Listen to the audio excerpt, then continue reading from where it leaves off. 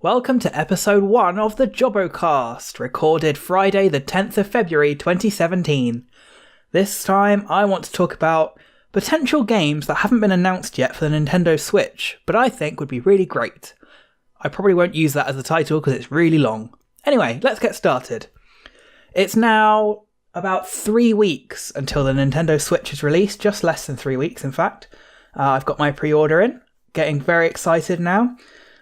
So there are over 100 games in development, as what Nintendo has announced. But obviously there are a lot more than 100 games in the world, and they haven't all been announced for the Nintendo Switch. So this is a list of games that I think would be a great fit for the Switch, but haven't yet been announced. Now, a lot of people, I look around the internet and I see, I really want Doom, and I want Overwatch, and I want Rocket League, and that's just a wish list, really. This isn't a wish list. This is games that I think would actually fit well on the Switch and actually take advantage of its features. So you've got the Joy-Cons with their HD rumble and their motion controls, and the fact that you've basically always got 2 controllers, so you can always have a multiplayer game. I think that's going to be big for the Switch. It's also got a touchscreen, and obviously the main feature of the Switch is the fact that you can play it in 3 different ways. You've got it docked or handheld or in tabletop mode. So what are the actual games that I have come up with for this list? Well, the first one is kind of a bit of a cheat because it's just something that I think we can be sure Nintendo is going to announce at some point. They just haven't yet, and that's some form of Mario Maker. Obviously, it's on the Wii U, it's on the 3DS at the moment. The 3DS version isn't that great, actually. That's not a topic for right now, but yeah, it's not as good as the Wii U version, let's just put it that way. So why would Mario Maker be good on the Switch? Well, first of all, you've got a touchscreen and the whole docked or undocked thing. So you can be editing your level and then playing on the same screen. One of the things on the Wii U is I liked to edit the course on the gamepad, because that's obviously what you have to do, and then play the course by looking at the TV screen. Obviously you have to keep looking up and down if you're testing your course. If you're playing on the Switch, you can just press play and you'll be playing on the same screen you were just editing on, which I think is a little bonus, but something nice. So obviously the main problem you'll come up with for Mario Maker on the Switch is if you've got it docked, how do you edit your course? Well, there's 2 things I can see here. First of all, you could just say, well, you can only edit it in handheld mode, which wouldn't be great, but there's precedent for it because you can't edit a course on the Wii U version without using the gamepad. You can use a Wii Remote or a Pro Controller to play, but you can't use either of those things to actually edit your course. You have to switch over to the gamepad. So they could say that you can only edit your course in handheld mode, but that wouldn't be great. So the other thing they could do, and I think this is much more sensible, although it might be a bit fiddly, I don't know. You could use motion pointer controls. So point the Joy-Con at the screen and move it around like a Wii Remote pointer, like how they used to work when you used to be on the Wii menu and select stuff. And this is actually possible. This has been confirmed by Tomorrow Corporation, who are the developers of World of Goo, which is one of the launch titles. World of Goo actually supports 2 sets of controls, either the touchscreen in portable mode, or they have actually said it will use motion controls as a pointer if you want to play while it's docked. So I think that would work for Mario Maker if they can kind of sort out the fiddliness of using a cursor to edit your course. I don't know, maybe it will only work in portable mode, and that would be okay, I guess. I don't know how many people really want to be editing their courses on the big screen, but people always complain, you know what people are like. So, game idea number 2, and this is another Nintendo franchise. It's one that we all thought there would be an announcement for, but there just hasn't been, and that's a new WarioWare game. There actually hasn't been a new WarioWare game since the DS, not even the 3DS had one, and there wasn't a Wii U one. The last 2 WarioWare games were WarioWare DIY for the DS and WarioWare Smooth Moves for the Wii. So it's actually been quite a long time since the last WarioWare game. But they have used WarioWare in the past to show off the hardware features of their consoles. I mean, look at Smooth Moves.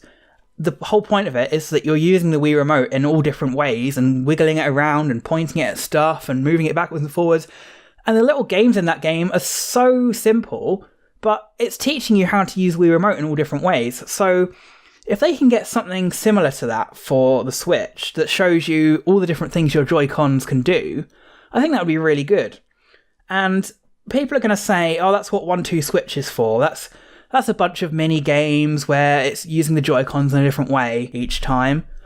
And sure, yeah, that's what 1-2 Switch is doing, but they're all stupid little multiplayer mini games. I mean, who really wants to sit there milking a virtual cow? Not me, personally. And probably a lot of people will say the same thing. It's just, I know the WarioWare games are kind of ridiculous, but the whole point of them is they're ridiculous. 1-2 Switch looks like it's trying to take itself seriously.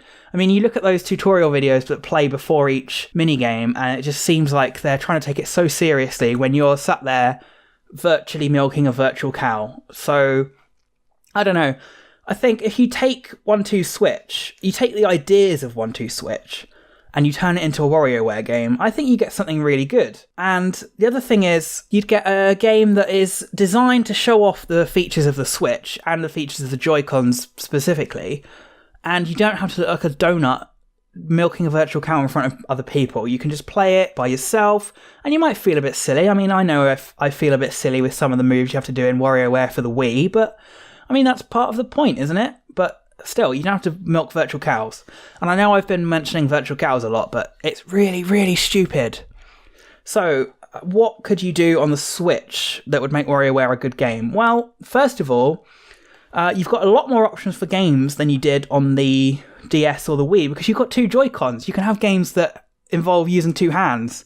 And I think there were actually a few games in the Wii one that used the nunchuck, but I wouldn't want to state that as fact.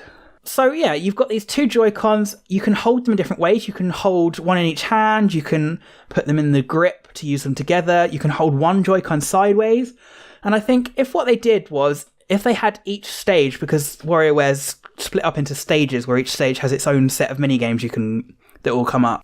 If you make each stage focus on a type of control, so you'd have one that's about using motion controls, one that's about using one Joy-Con in each hand, and then one that's about using the Joy-Con sideways, I think that would work really well. You couldn't do what the Wii one does, which is switching positions between each game, because I don't think you really have the time to put down a Joy-Con or pick one up or turn one sideways or anything between the speed of the WarioWare games. And the DS one did this. There was one about tapping, there was one about swiping, things like that. So I think it works well if you have one stage for each type of control. So I've got 3 little minigame ideas. Obviously they need a lot more than 3. They probably need about 250. But here are my 3. The first one, safe cracking. So you would hold your Joy-Con in one hand and you'd rotate the analog stick to rotate the dial on the safe. And then the reason this works to show off the Switch features is you can use HD Rumble, which is the really precise vibration motor inside the Joy-Con, to signify when you've put the dial at the right place. So you would have to slowly, or not too slowly because it's WarioWare, slowly rotate the analog stick around until you feel the strong vibration and then start going the other way to pick up the next number and so on. And I think that would work really well. Another one is, Nintendo seems to be really proud of their little IR detector on the bottom of the right Joy-Con, which uses infrared to detect the shape of your hand or something. Like, I know there's a game in 1-2 Switch where it looks like you're eating, you hold it up to your mouth, and when you open and close your mouth, it knows you've done it or something. And personally, I can't see any use at all for the IR camera thing, but if they're determined to use it, then sure, let them use it. Just have a little rock, paper, scissors game, because every single mention of the IR camera I have seen mentions that it can detect the shape of your hand, for example, like rock, paper, scissors. So let's go all in on the rock, paper, scissors, and let's just have a rock, paper, scissors minigame in WarioWare. And my final one, which is really stupid, but there's precedent because there was a game very similar to this in the Wii one.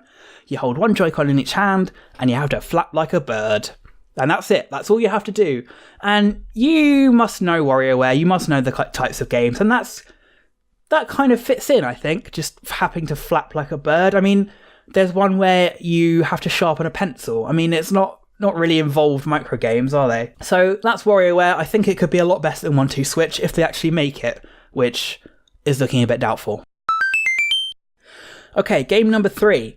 And this is something a little bit different. This is Overcooked, which is the little kind of cartoon graphics cooking game where it's all about local multiplayer, really. So there's all these different levels where you've got ingredients and you have to take them and chop them and cook them and put dishes together and serve the dishes.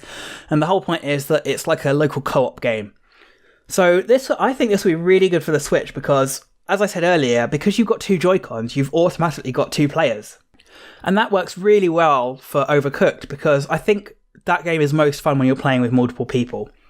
It's okay single player, but I think the whole point is that with more than one person, it's in the name really, Overcooked. Like you've got too many cooks spoil the broth. I mean, it makes it more fun. So how would this work on the Switch? Well, obviously each person gets 1 Joy-Con, and I'm assuming you would hold it sideways like most of the single Joy-Con games seem to be. And so you can play it up on the TV, and you can play it at tabletop. And the only weird configuration for this game would be if you were playing handheld, where, I mean, it wouldn't really make much sense for a local multiplayer game if you were playing handheld, because, I mean, why would you want to both have to hold one end of the Switch? But it's possible. In Overcooked, you only need a single analog stick and 2 buttons each. So if the Joy-Cons are docked to the side of the Switch and you're holding one end each, perfectly doable. But I don't really see that as the best way to play. I mean, they'd probably end up supporting it because, I mean, why wouldn't you? But yeah, I don't think it would be the best way to play. And finally, this one is a bit more of an out there idea that I really don't think is ever going to come to the Switch, but I think it would work pretty well. I just don't know if it's really the right kind of game for the Switch. And you're probably thinking that I'm about to say a first-person shooter because that's definitely not the right kind of game for the Switch.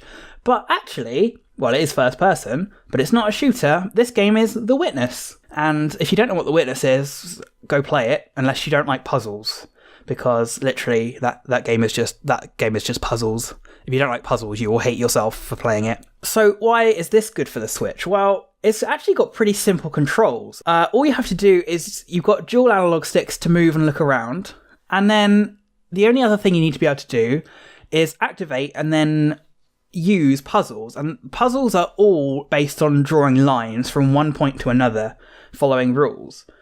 So how the PS4 does it, because currently The Witness is on PC, PS4 and Xbox One. And how the PS4 does it is you can actually draw on the puzzles using the touchpad, which is in the middle of the controller. I don't actually know how the Xbox does it, but I do know that the PS4 uses the touchpad. So I think how we can improve on that using the Switch is using the touchscreen. If you're playing The Witness in portable mode, you can be moving around using the analog sticks, activate a puzzle, I don't know, using A or whatever, or tapping it on the screen, and then you can just draw your lines directly on the touchscreen. The Switch has a touchscreen, so why not use it for that?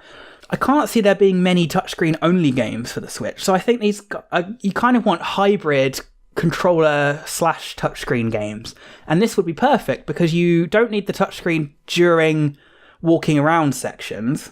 You only need the touchscreen while you're not having to move, you're just static and looking at a puzzle. So it actually works really well. And then obviously the other benefit of the Switch is, unlike the other platforms it's on, the PC, the PS4 and the Xbox, you can take the Switch with you places. You can take it out if you undock it. So if you're stuck on a puzzle, you can just take the Switch with you somewhere and work on it elsewhere. So if you've got, I don't know, a dentist appointment or something, you can take your Switch to the dentist's office, and while you're waiting for your appointment, you can sit there working on your puzzle in The Witness. And you can spend 5 minutes on it, 10 minutes on it, I don't know, an hour long on a puzzle. I don't know how long the longest puzzle takes to solve. I hope it's not an hour because that scares me. So that's using the portability and the consoleness of the Switch to a really good effect, I think. Having this game where you don't really need to have it on a TV, but you can put it up on the TV if you want to because it looks nice. It's kind of like an iPad game, but you have the nice controllers on it. That's one thing I hate about iPad games, is the fact that they all have to use touchscreens controls. So the one problem I can see with using The Witness on the Switch would be tabletop mode and TV mode. Tabletop mode is not so bad because you can still use the touchscreen. It's just a bit weird. You'd have to reach up to touch it while it's on the table. But the main problem I can see is TV mode. And Obviously when it's in the dock, you can't use the touchscreen because it's all the way over in the dock, and also the screen is covered up. But if the game works on the Xbox One, they must have some way to use puzzles in the game, because otherwise it would be a bit of a terrible game. I guess they're using something like the right analog stick to move or the left analog stick to move the lines in the puzzles. So just do the same thing. Whatever control scheme you've come up with for the Xbox, use it on the Switch in TV mode, and then use the touchscreen when it's not docked. I think it works perfectly well. And also, while we're talking about The Witness, and this isn't anything to do with the Switch, but for the exact reasons I've just laid out, it would actually work really well on the PS Vita if the PS Vita was actually still alive and anyone actually cared about it. So that is 4 games that I think would be really good on the Nintendo Switch that haven't been announced yet. And there are probably a bunch more games that other people can think of that I can't, because I am not a game designer, so I'm not very good at thinking up what would be good for a game and what wouldn't. But as a player, I know what kinds of things I like to play, and Overcooked, The Witness, WarioWare, and Mario Maker are 4 of those games, and I think they would work really well on the Switch. So that's about it for this episode of the Jobbocast. I hope you've enjoyed it, and I'll see you next time. Bye!